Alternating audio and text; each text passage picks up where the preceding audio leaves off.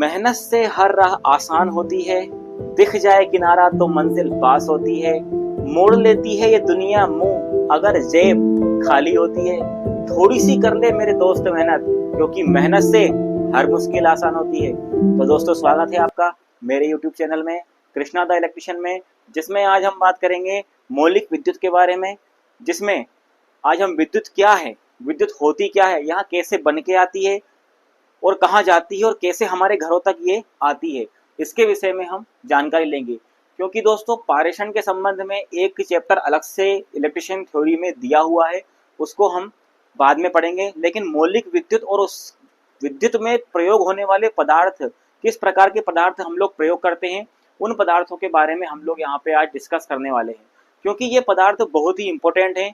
आचालक, अर्धचालक और चालक, इन चीजों के बारे में हम यहाँ पे डिस्कस आज करेंगे। तो दोस्तों, हम आ गए हैं मौलिक विद्युत और वैद्युतिक पदार्थ के ऊपर। ये हमारा आज का चैप्टर होने वाला है, जिसमें हम मौलिक विद्युत क्या होती है, विद्युत पदार्थ क्या होते हैं, कौन से पदार्थ उपयोग किए जाते हैं, उसके विषय में हम पढ़ेंगे। तो चलिए शुरू करते हैं। मौलिक विद्युत। देखिए, विद्युत विद्युत तो आप सभी ने जानते होंगे विद्युत क्या होती है। विद्युत, या हम नॉर्मल भाषा में इसको, हमारे चालू जो भाषा है उसमें कहते हैं करंट, बोलते हैं ना, करंट नहीं आ रहा है, क्या है उसका नाम, क्या है, विद्युत। तो विद्युत क्या होती है? विद्युत एक प्रकार से है इलेक्ट्रॉन, क्या है, इलेक्ट्रॉन का प्रवाह। क्या है? इलेक्ट्रॉन्स का प्रवाह। इलेक्ट्रॉन्स का किसी एक स्थान से दूसरे स्थान तक जाना। इलेक्ट्रॉन्स का किसी एक स्थान से दूसरे स्थान तक जाना क्या कहलाता है? विद्युत कहलाता है। ठीक है, ये जनरल एक मैं बता रहा हूं आपको कि विद्युत होती क्या है। हम सब जानते हैं कि विद्युत, लाइट चली गई, लाइट आ गई, तो कहाँ चली गई और कहाँ से आ गई, ये पता भी तो हो, कहाँ चली गई लाइट। तो वो चीज है इलेक्ट्रॉन्स का प्रवाह। लाइट चली गई यानी इलेक्ट्रॉन का प्रवाह कट हो गया। ठीक है, क्योंकि हम लोग टेक्निकल पढ़ रहे हैं, इसलिए हम लोग करंट नहीं बोलेंगे, हम लोग इसको इलेक्ट्रिसिटी या विद्युत धारा ही बोलेंगे। ठीक है, तो विद्युत धारा क्या होती है? इलेक्ट्रॉन का एक स्थान से दूसरे स्थान तक प्रवाह ही क्या कहलाता है? हमारा विद्युत कहलाती है। और इनका प्रवाह क्या है? विद्युत धारा है। ठीक है, उसको हम करंट कहते हैं। तो विद्युत धारा जो होती है इलेक्ट्रॉन का प्रवाह है। अब ये बनती कैसे है, हमारे घरों तक कैसे आती है, उसके विषय में थोड़ा सा मैं शॉर्ट में बता देता हूँ। देखिए, सबसे पहले कौन सा आता है यहाँ पर आता है हमारा, देखिए यहाँ पर आता है हमारा जनरेशन। क्या होता है यहाँ पर? Power generation. पावर जनरेशन का मतलब यह होता है जहां पर बिजली बनती है। ठीक है, जहां पर विद्युत का उत्पादन किया जाता है। कहां पर किया जाता है?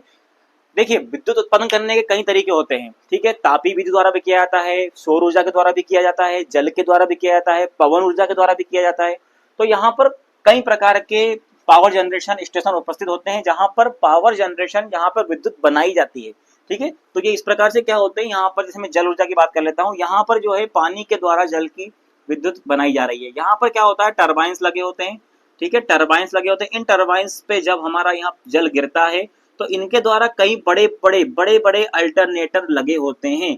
इन अल्टरनेटरों के माध्यम से यहाँ पर बड़े बड़े टावर स्थापित किए जाते हैं। इन टावरों से ये विद्युत 3 फेज सप्लाई में बनती है। यहाँ से आप समझ गए, यहाँ से पावर जनरेशन से, यहाँ से बिजली बनी, यहाँ से ट्रांसमिशन, यहाँ से क्या होगा, इसका पावर जनरेशन हो गया, यहाँ से आएगा इसका ट्रांसमिशन चालू हो जाएगा। ट्रांसमिशन में आपने देखे होंगे बड़े बड़े जो पोल्स, बड़े बड़े टावर्स लगे होते हैं। इस प्रकार से इन टावरों पर ये बिजली बन करके यहाँ पर आती है। ठीक है, तो यहाँ से बिजली चली हमारी, जनरेट होकर के कहाँ पहुंची? इन टावर पे, ट्रांसमिशन स्टेशन, बड़े बड़े टावर, पावर ट्रांसमिशन स्टेशन बने होते हैं। आपने देखा होगा कहीं कहीं बहुत बड़े बड़े पावर स्टेशन बने होते हैं, वहां पे बड़े बड़े पीटीआर पावर ट्रांसफार्मर रखे होते हैं, जो अलग अलग प्रकार से अपनी जो वोल्टेज को कम या ज्यादा करते हैं। उनके बारे में आगे पढ़ेंगे, जब हम ट्रांसफार्मर का चैप्टर पढ़ेंगे उसमें मैं आपको बताऊंगा कि step up transformer, step down transformer, बहुत सारे ट्रांसफार्मर्स होते हैं, उनके विषय में हम पढ़ेंगे। तो यहाँ से ट्रांसमिशन होके फिर क्या होता है, हमारे ये पतले पतले, आपने देखे होंगे रोडों के किनारे आप जाते होंगे तो पतले पतले ये पोल लगे होते हैं। ठीक है, यहाँ पर ये इस प्रकार से ये पोल लगे होते हैं, इन पर ये सप्लाई पहुंचती है। ठीक है, इन पर ये सप्लाई यहाँ पर पहुंचती है। तो जब ये सप्लाई यहाँ पर पहुंचती है, इसके बाद में हमारा जो यहाँ पर हमारे घरों में ये सप्लाई पहुंचती है। ठीक है, ये हमारे घरों में सप्लाई पहुंचती है।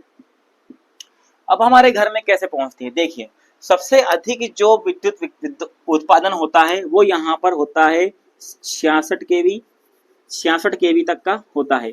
इसी को ऊपर स्टेप अप करके 132, ठीक है, 132, 220, 440 और 765 तक, लास्ट 765 तक यहाँ पर इसका उत्पादन, यहाँ पर इसको स्टेप अप किया जाता है। तो यहाँ पर हमारे घरों में जब जो पावर सब स्टेशन बने होते हैं, जिनको हम बोलते हैं पावर हाउस, जो छोटे छोटे जो हर 20 गांव में 50 गांव में सप्लाई देने के लिए बने होते हैं, उन पर 11 केवी सप्लाई यहाँ पर दी जाती है। ठीक है, 11 केवी सप्लाई के बाद में हमारे घरों में जो आता है वोल्टेज, वो आता है सिंगल फेज में 230 वोल्ट। कितना आता है? सिंगल फेज में आता है 230 वोल्ट। यहाँ पर अगर ये फेज है, ये न्यूट्रल है, तो यहाँ पर सप्लाई कितनी? 230 वोल्ट। तो देखिए दोस्तों, विद्युत कहाँ से आई ये मैंने आपको बता दिया। ठीक है, 33 केवी, सॉरी ये 33 केवी में उत्पादन होता है। ठीक है, 33 केवी में उत्पादन होता है, जो बाद में फिर 66 और 132 से 220, 440 सब स्टेप अप करते हैं। इसके बारे में हम बाद में पढ़ेंगे। इसको आप अभी आप कंफ्यूज बिल्कुल मत होइएगा। ठीक है, इसको आप हटा दीजिए अभी। तो विद्युत कहाँ से आई? पावर जनरेशन से बिजली बनी, ट्रांसमिशन के द्वारा छोटे छोटे सब स्टेशनों में आई, सब स्टेशन से हमारे घर में आती है। ठीक है, सिंगल फेज सप्लाई आती है, या 3 फेज सप्लाई जो अधिक उपयोग के लिए लेते हैं, वो 3 फेज सप्लाई, जिसमें 440 वोल्ट के अप्रोक्स वोल्टेज होता है। लगे 440 वोल्ट छूने से तेरे ये गाना आपने सुना होगा, मजाक की बात है। 440 वोल्ट सप्लाई यहाँ पर आती है, क्यों होती है? क्योंकि मोहतरमा के पास 440 वोल्ट की सप्लाई होती है, 3 फेज होती है। कौन सी होती है? 3 phase, L2 L3, L1 L2 L3, ये 3 फेज सप्लाई होती है। पहला फेज, दूसरा फेज, 3 फेज। उसमें 440 वोल्ट यहाँ पर घर में या किसी कोई चक्की का कनेक्शन है, किसी का चक्की को दिया जाता है, या फिर कोई बड़ी एक फैक्ट्री है उसमें 3 फेज कनेक्शन दिया जाता है, तो 230 वोल्ट हमारे घर में ये सप्लाई पहुंच जाती है। ठीक है, चलिए ये तो हो गया विद्युत कैसे अपने घर पहुंच गई। अब विद्युत कैसे क्या होती है, कितने इलेक्ट्रॉन्स होते हैं। ठीक है, तो देखिए धारा, हम बात करेंगे यहाँ पर धारा में। ठीक है, धारा जो करंट होता है हमारा, करंट होता है इलेक्ट्रॉन्स का प्रवाह। क्या होता है? Electrons, flow of electrons. क्या होता है? फ्लो ऑफ इलेक्ट्रॉन, इलेक्ट्रॉन्स का प्रवाह होता है। ठीक है, तो यहाँ पर हम देखिए धारा को काय में नापते हैं? धारा को नापते हैं हम एम्पियर में। डिनोट काय से करते हैं? आई से। 1 एम्पियर में कितने इलेक्ट्रॉन्स होते हैं? 1 एम्पियर, देखिए 1 एम्पियर, इसका मानक मैंने मानकीकरण का एक चैप्टर था, वो चैप्टर मैंने इससे पहले डिस्कस किया था। उसमें मैंने सब बताया हुआ है कि एम्पियर, धारा, द्रव्यमान वगैरह की इकाइयां बताई थी, उसमें ये सब बताया हुआ है।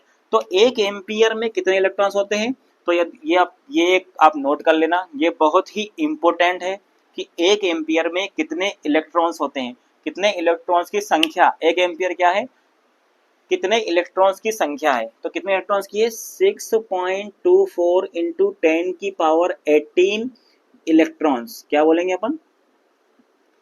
ये होते हैं 1 एम्पियर। क्या होता है? 6.24 इंटू 10 की पावर 18 इलेक्ट्रॉन। कहीं कहीं पर आप कंफ्यूज नहीं होना, कहीं कहीं पर ये 6.25 भी होता है। ठीक है, 25 इलेक्ट्रॉन्स भी होता है, तो इसमें आपको कंफ्यूज बिल्कुल नहीं होना है। क्वेश्चन अगर ऐसा आ जाए कि 1 एम्पियर में कितने इलेक्ट्रॉन्स होते हैं, अगर ऑप्शन में ये दोनों दे दें, ये ना दें ये दे दें, या ये ना दें ये दे दें, तो इन दोनों में से जो भी होगा वो सही होगा। ये दोनों नहीं देगा, इससे हटके ही कुछ देगा। तो 6.24 into 10 to the power 18 electrons भी होता है, 6.25 इंटू 10 टू पावर 18 इलेक्ट्रॉन्स भी इसका आंसर सही है, क्योंकि ये दशमलव के बाद कुछ संख्या होता है, उसका निकाल के उसको 5 में डिनोट कर देते हैं। ठीक है, तो ये हो गया इलेक्ट्रॉन्स। ठीक है, अब यहाँ पर हम बात करेंगे विद्युत धारा कितने प्रकार की होती है। ठीक है, विद्युत धारा आजकल की बहुत ज्यादा जरूरत है, इसके बिना काम ही नहीं चलता। एक पल लाइट चली जाए तो लाइनमैन को फोन लगा देते हैं कि भाई साहब लाइट कब तक आ रही है। अरे भैया बड़े परेशान हैं हम तो खुद ही, है ना। तो यहाँ पर अब हम देखते हैं विद्युत धारा। ठीक है, यहाँ पर हम देखते हैं विद्युत धारा। विद्युत धारा होती है हमारी 2 प्रकार की। कितने प्रकार की होती है? 2 प्रकार की होती है। एक होती है स्थिर विद्युत, एक होती है गतिशील विद्युत। गतिशील विद्युत है ना, स्टैटिक एनर्जी, और एक डायनेमिक एनर्जी। कौन सी? डायनेमिक। ठीक है, तो ये 2 प्रकार की विद्युत यहाँ पर होती है। इन सभी के ऊपर, इन दोनों चीजों के ऊपर हमारी पूरी जितनी सभी जो थ्योरी है वो चलती है। ठीक है, इन दोनों के ऊपर। अब इसको हम देखिए, अब इसको हम बिल्कुल सिंपली तौर पर समझ लेते हैं एक प्रैक्टिकल के रूप में, ठीक है, एक प्रैक्टिकल के रूप में समझ लेते हैं। जैसे मान के चलिए मेरा ये डस्टर है, ठीक है, ये पेन है, इस पेन को मैं अधिकतर इस पर रगड़ूंगा, बहुत देर तक रगड़ता रहा तो ये क्या है, आपस में गर्म हो जाते हैं। जैसे हाथ है, इस हाथ को मैंने गर्म किया ऐसे ऐसे करके, ठीक है, मेरे हाथ गर्म हो गए। गर्म क्यों हुए, आखिर कारण क्या रहा, घर्षण के कारण क्या हुए, मुक्त इलेक्ट्रॉन्स पैदा हुए। लेकिन थोड़ी देर बाद ये क्या हुआ, ठंडा भी हो गया, इलेक्ट्रॉन्स खत्म हो गए। ये कौन सी विद्युत है, क्या गतिशील विद्युत है, नहीं, ये है कौन सी, स्थिर विद्युत, ठीक है।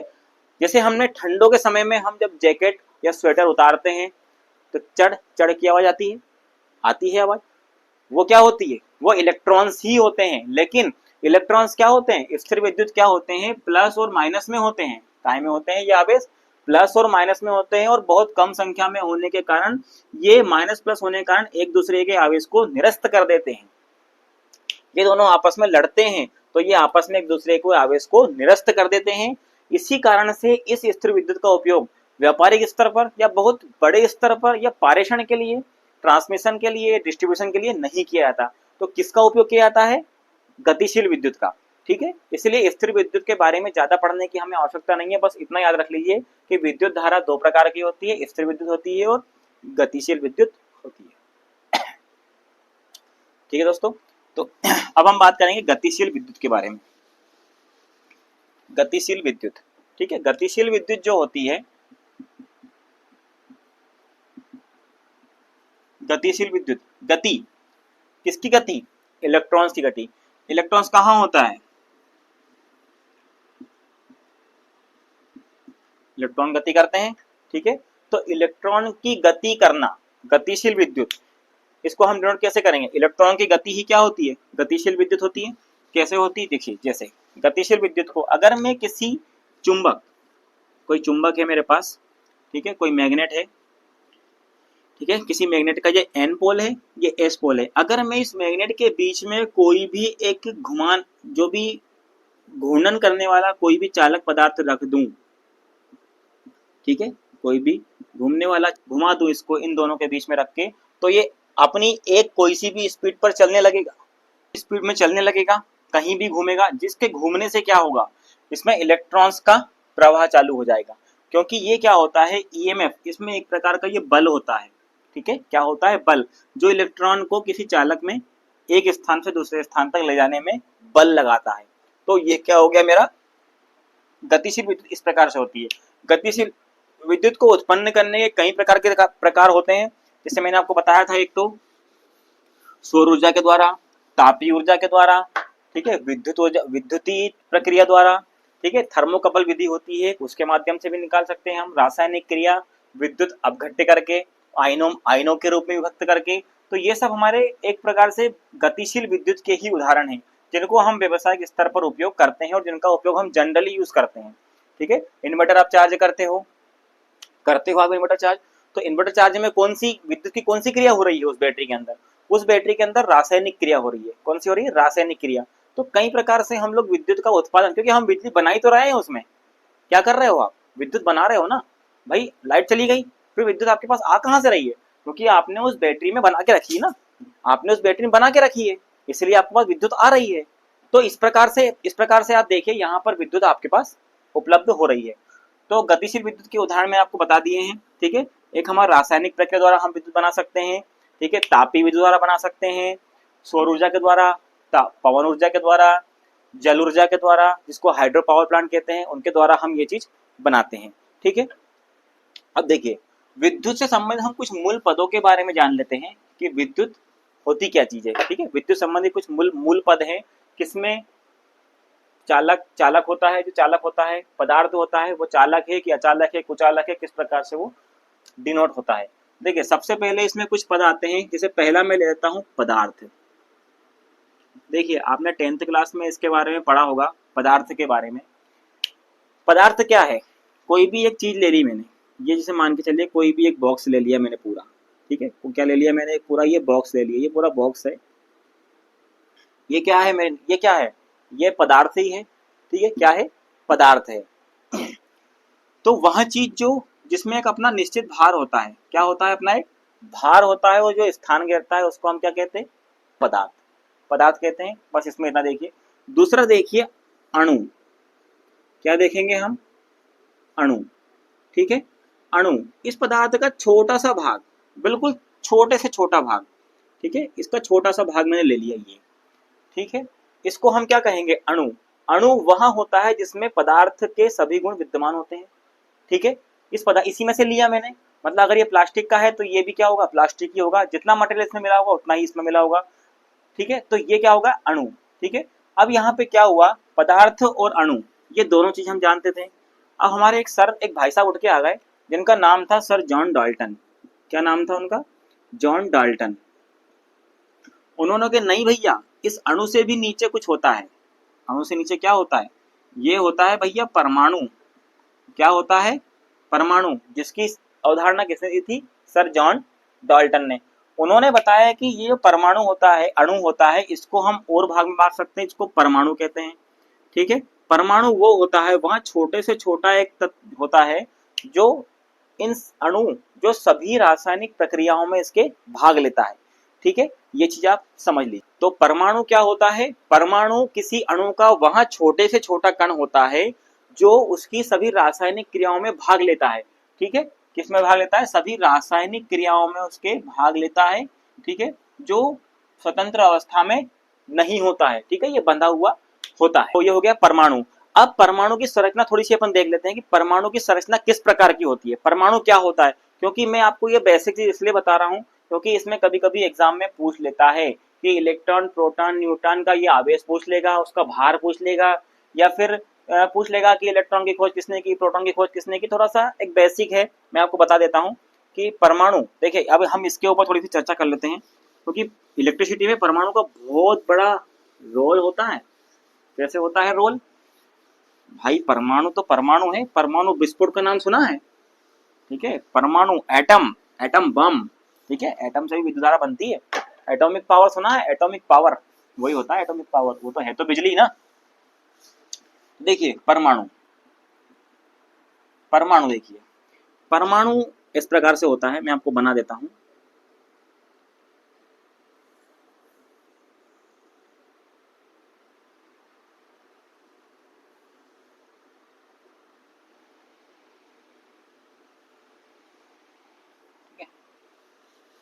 थोड़ा सा और इसको अपन ले जाते हैं। ठीक है, परमाणु की संरचना कुछ इस प्रकार की होती है। ये देखिए, ये तो आप देख के समझ गए क्या है। इसको बोलते हैं न्यूक्लियस। क्या बोलते हैं हम? न्यूक्लियस। न्यूक्लियस यानी नाभिक। ये क्या होता है? नाभिक। नाभिक में क्या होता है? प्रोटॉन और न्यूट्रॉन होता है। ये सब क्या है? ये सब इसके ऑर्बिट्स हैं। क्या है? कक्षाएं हैं। इसमें क्या होता है? इलेक्ट्रॉन्स। क्या होता है? इलेक्ट्रॉन्स होते हैं इनमें। ठीक है, इलेक्ट्रॉन्स कहाँ होते हैं? कक्षा में, बाहरी कक्षाओं में। ठीक है, तो ये एक परमाणु है। उस परमाणु की ये आकृति है। इसमें परमाणु में एक नाभिक होता है जिसके अंदर प्रोटॉन और न्यूट्रॉन विद्यमान होते हैं। प्रोटॉन पर इकाई धनावेश होता है और न्यूट्रल उदासीन होता है। इलेक्ट्रॉन पर ऋणावेश होता है। ठीक है, अब देखिए इलेक्ट्रॉन, प्रोटॉन और न्यूट्रॉन। देखिए इलेक्ट्रॉन, प्रोटॉन और न्यूट्रॉन, थोड़ा सा दो चीजें इनके बारे में समझ लीजिए आप। इनका आवेश समझ लीजिए और इनकी खोज समझ लीजिए कि इनकी खोज किसने की थी। देखिए इलेक्ट्रॉन पर कितना आवेश होता है? एक कितना आवेश होता है इलेक्ट्रॉन पर? माइनस में होता है 1.6 इंटू 10⁻⁻19 इलेक्ट्रॉन। कितना होता है? 1.6 इंटू 10⁻⁻19 इलेक्ट्रॉन का इन पर आवेश होता है। प्रोटॉन पर कुछ नहीं होता, इतना ही धनावेश होता है, इतना ही धनावेश होता है। यहाँ माइनस का चिन्ह लगा है, यहाँ धन का चिन्ह लगा। माइनस का क्यों लगा? क्योंकि इलेक्ट्रॉन पर कौन सा आवेश होता है? ऋणावेश। प्रोटॉन में प्लस क्यों लगाया है? क्योंकि प्रोटॉन पर प्लस आवेश होता है। न्यूट्रॉन पर किसी प्रकार का कोई आवेश नहीं होता है क्योंकि यहाँ न्यूट्रल होता है, उदासीन तत्व है। ठीक है, अब देखिए इलेक्ट्रॉन की खोज, इलेक्ट्रॉन की खोज जो है सर जे थॉमसन ने की थी। किसने की थी? सन जे थॉमसन ने की थी। ये आप नोट कर लेना। प्रोटॉन की खोज की थी अर्नेस्ट रदरफोर्ड ने। किसने की थी? अर्नेस्ट रदरफोर्ड, ठीक है। और न्यूट्रॉन की खोज तो आप सबको पता है, जेम्स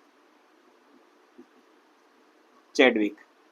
तो ये आप जरूर नोट कर लें, इलेक्ट्रॉन की खोज सर जे थॉमसन ने की थी, प्रोटॉन की खोज अर्नेस्ट रदरफोर्ड ने की थी, न्यूट्रॉन की खोज जेम्स चैडविक ने की थी। इलेक्ट्रॉन पर कितना आवेश होता है, एग्जाम में क्वेश्चन किस प्रकार से पूछता है, प्रोटॉन पर निम्न में से प्रोटॉन पर कितना आवेश होता है या आवेश होता है, उसमें वो कई प्रकार से पूछ लेगा। यहाँ पर -17 लगा देगा, 20 लगा देगा, 30 लगा देगा, अलग अलग प्रकार सब चीजें लगा, कुछ भी बता देगा। तो आपको कंफ्यूज बिल्कुल भी नहीं होना है। इलेक्ट्रॉन पर ऋणात्मक 1.6, अच्छा ये एक चीज और ध्यान रखें, यहाँ पर 1.6 लिखा है ना, तो 1.60 भी लिख सकता है, 1.602 इंटू 10 की पावर -19 भी लिख सकता है। यहाँ भी वो यही कर सकता है, 1.60 इंटू 10 की पावर -19। हमें सिर्फ इस इकाई से मतलब है, ये जो दशमलव के बाद जो अंक है ना, उससे मतलब रखना है कि यहाँ पर 1 के बाद में 6 है, मतलब उसके बाद कुछ भी हो, हमारा आंसर यही होना है। ठीक है दोस्तों, आप ये समझ गए, ये है परमाणु की संरचना। इस प्रकार से परमाणु होता है। इस परमाणु में एक नाभिक होता है, नाभिक में प्रोटॉन और न्यूट्रॉन अवस्थित होते हैं।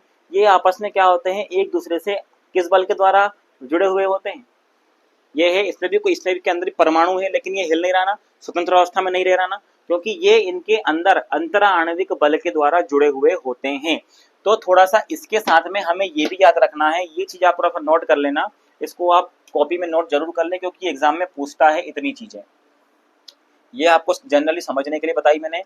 इलेक्ट्रॉन पर आवेश कितना होता है, -1.6 इंटू 10 की पावर 19 इलेक्ट्रॉन्स। इसकी खोज किसने की थी, सर जे थॉमसन ने, लगभग शायद 1803 में इसकी खोज की गई थी, ठीक है।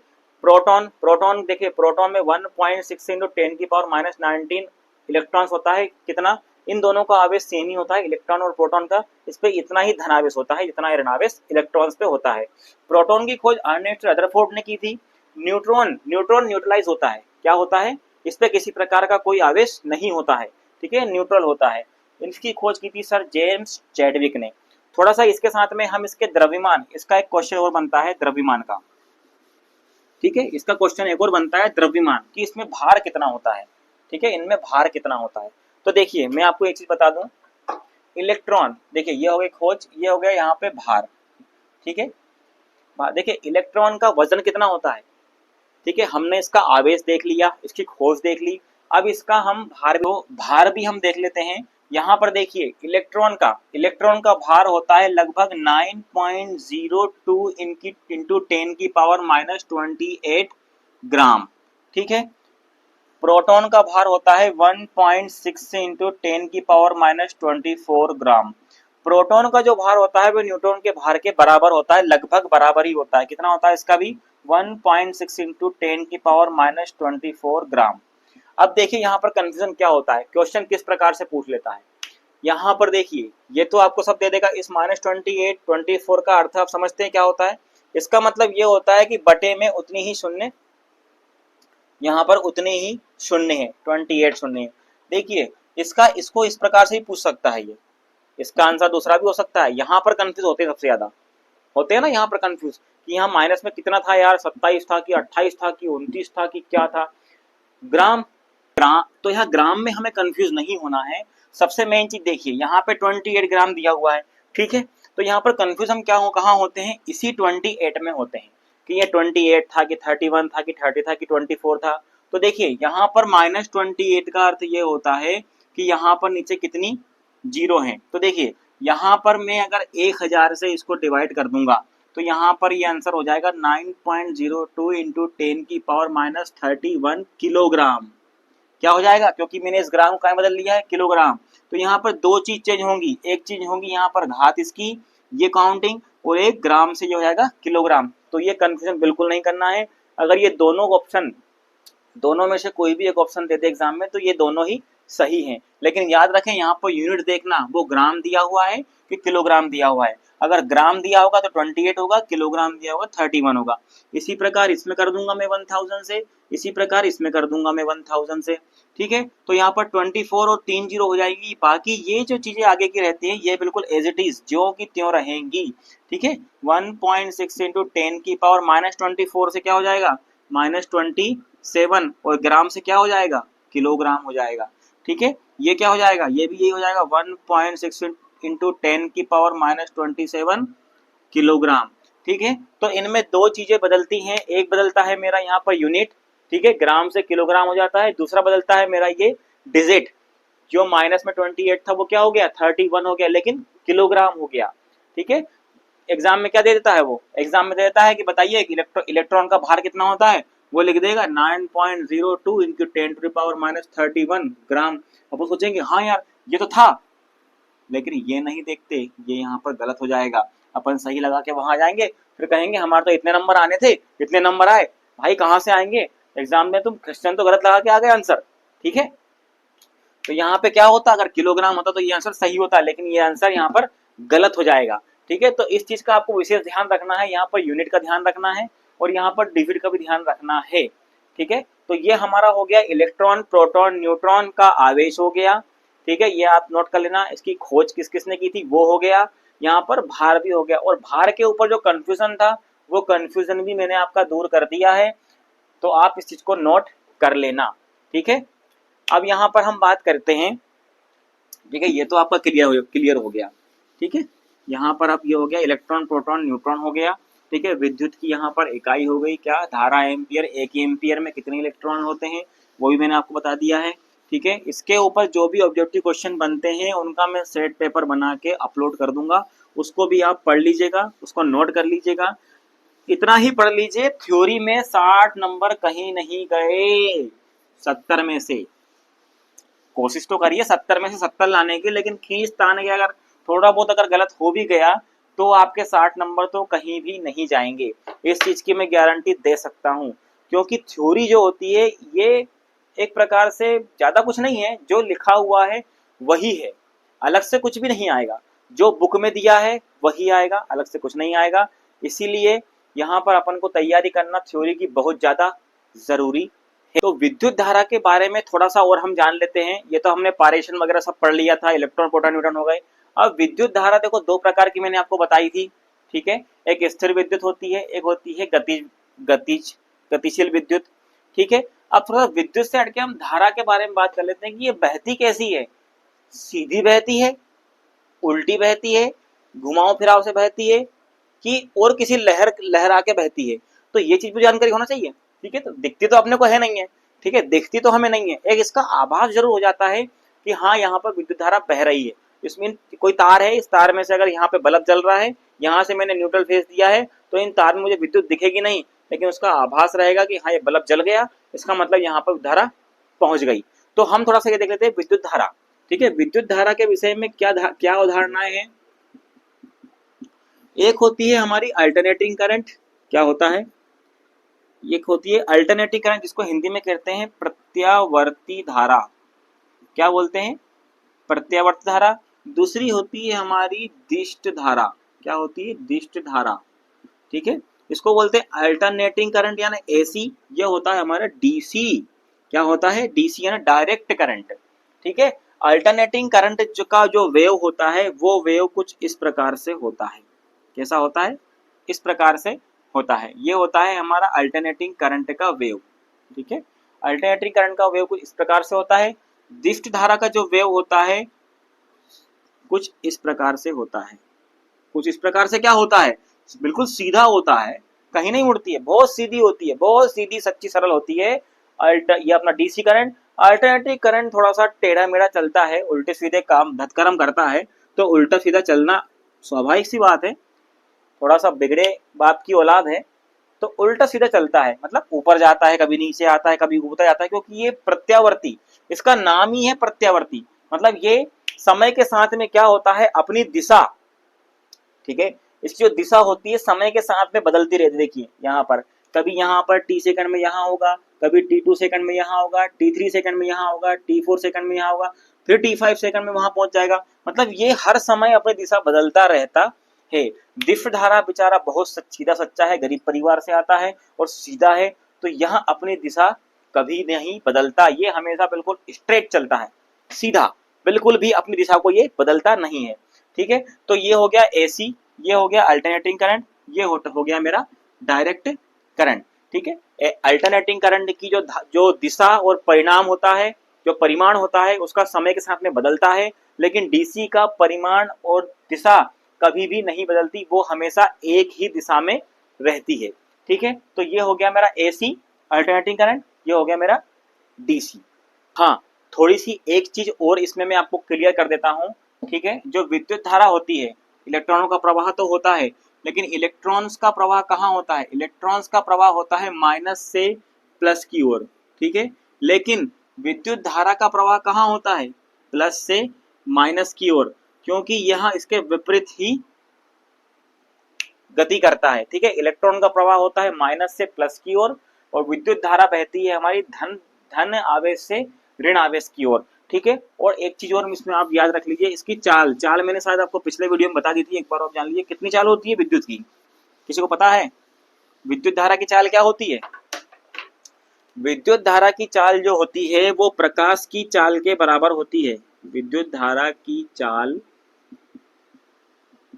बराबर प्रकाश की चाल के बराबर होती है। मतलब जितने सेकंड में विद्युत धारा दूरी करती है इतने किलोमीटर की, उतने किलोमीटर की दूरी उतने ही सेकंड में, या उतने मीटर की दूरी उतने ही सेकंड में प्रकाश भी, लाइट भी दूरी तय कर लेती है। प्रकाश की चाल होती है 3 × 10⁸ मीटर प्रति सेकेंड। ठीक है, उतनी ही कितनी होती है? 3 × 10⁸ मीटर प्रति सेकंड। ठीक है, यानी 1 मीटर में कितने मीटर जाती है? देखिए 1 मीटर में 3, देखो 10⁸ मतलब इसका जीरो कितनी है? 1 2 3 4 5 6 7 8 मीटर प्रति सेकंड। इकाई, दहाई, सैकड़ा, हजार, 10,000, लाख, 10 लाख, करोड़, 10 करोड़, यानी कि 30 करोड़ मीटर। ठीक है, देखना विद्युत की चाल 30 करोड़ 30 करोड़ मीटर प्रति सेकंड, यानी एक सेकंड में 30 करोड़ मीटर की दूरी तय कर लेती है विद्युत। कितनी? यानी कि मैं यहां से बटन चालू करूंगा बल्ब का, ठीक है, यहां से मैंने बटन स्विच चालू किया और 30 करोड़ मीटर दूर बैठे व्यक्ति अपने कमरे में उजाला ले लेगा, उसका बल्ब चालू हो जाएगा। ठीक है, 30 करोड़ मीटर, इसको मीटर को जैसे अपन किलोमीटर बदलेंगे तो किसका किसका डिवाइड कर देंगे। देखिए 30 करोड़ मीटर, कितने जीरो है? 8 जीरो है ना, 1 2 3 4 5 6 7 8। इसको मैं अगर किलोमीटर में बदलूं तो किसका डिवाइड करूंगा मैं? 1000। अरे 1000 मीटर में 1 किलोमीटर होता है ना, तो यहाँ पे 3 जीरो से 3 जीरो गई, अब कितना बचा यहाँ पर? किलोमीटर, कितने सेकंड में? ठीक है, इकाई, दहाई, सैकड़ा, हजार, 10,000, लाख, यानी 3 लाख किलोमीटर प्रति सेकंड। एक सेकंड में 3 लाख किलोमीटर दूर विद्युत जा रही है। ठीक है, तो ये दो चीज आप याद रखना, इलेक्ट्रॉनों का प्रवाह माइनस से प्लस की ओर होता है, और विद्युत धारा का जो इलेक्ट्रिसिटी का प्रवाह होता है, धारा का, करंट का, वो प्लस से माइनस की ओर होता है। ठीक है, और विद्युत धारा की चाल जो होती है वो प्रकाश की चाल के बराबर होती है। प्रकाश की चाल और विद्युत धारा की चाल सेम होती है। विद्युत धारा की चाल होती है 3 × 10⁸ मीटर प्रति सेकंड। ठीक है, यानी 30 करोड़ मीटर प्रति सेकंड। अगर इसको किलोमीटर में हम चेंज करेंगे तो ये कितना कितना हो गया था हमारा? 3 लाख किलोमीटर प्रति सेकंड की चाल इसकी विद्युत धारा की चाल होती है। तो ये चीज भी एग्जाम में कभी पूछ लेता है कि विद्युत धारा की चाल क्या होती है। विद्युत धारा की चाल ये होती है 3 × 10⁸ मीटर प्रति सेकंड। देखिए विद्युत धारा में फिजिक्स के रूप में ये पावर ज्यादा चलती हैं, ये चलती हैं, तो आप इसमें याद करिए, ये तो जनरली अपन ने जानने के लिए किया था। तो ये इस प्रकार के डिजिट में क्वेश्चन आते हैं कि विद्युत धारा की चाल क्या होती है, आपको 4 ऑप्शन दे देगा, उसमें एक ऑप्शन ये होगा, तो ये चीज भी आपको ध्यान रखना है। ठीक है, इसको किसी प्रकार से दे सकता है, वो अलग अलग प्रकार से दे सकता है, डिवाइड कर देगा या प्लस कर देगा, कुछ भी ऐसी चीज कर देगा वो आपको अलग अलग। ठीक है, तो आप कंफ्यूज नहीं होना है, इसको बस आपको पूरी जीरो, जितनी 8 का मतलब यहाँ पर 8 जीरो है, अगर यहाँ पे -8 होता तो बटे में जीरो, उतनी जीरो अपन डिवाइड कर देते। ठीक है, कंफ्यूज नहीं हुई है, ये चीज आप नोट कर लीजिएगा। ठीक है, तो यहाँ विद्युत धारा के विषय में 2 चीजें रह गई थी, जिसको आप नोट कर लीजिए। तो दोस्तों ठीक है, आज के लिए इतना ही। अब मिलते हैं अपने नेक्स्ट वीडियो में इसी चैप्टर का पार्ट 2 लेकर के, क्योंकि ये चैप्टर थोड़ा सा बड़ा है, इसलिए इसको हमने 2 पार्ट में डिवाइड कर दिया है, जिसमें ये हमने आज आपको पार्ट 1 में मौलिक विद्युत के बारे में बता दिया है। विद्युत से संबंधित जो छोटी छोटी जानकारियां हैं, कैसे विद्युत बनती है, कितने इलेक्ट्रॉन्स, कितना एम्पियर में कितने इलेक्ट्रॉन्स होते हैं, इलेक्ट्रॉन, प्रोटॉन, न्यूट्रॉन, परमाणु के बारे में बताया है। अब हम अगले चैप्टर में बात करेंगे विद्युतिक पदार्थ के बारे में। तो दोस्तों जुड़े रहिए आप मेरे साथ, और दोस्तों आप लोगों का सपोर्ट, आप लोगों का आशीर्वाद ऐसे ही बना रहे, जिससे मैं आपके लिए और अच्छी नई नई वीडियो और हमें किस तरह के इम्प्रूवमेंट की आवश्यकता है आप सभी से मैं जानने के लिए बहुत उत्साहित हूँ। कृपया कमेंट्स करें और लाइक सब्सक्राइब चैनल को कर दीजिए, ताकि मुझे थोड़ा सा आत्मविश्वास मिलता है आपके लाइक और आपके सब्सक्राइब से। जय हिंद, जय भारत, जय श्री राम, जय श्री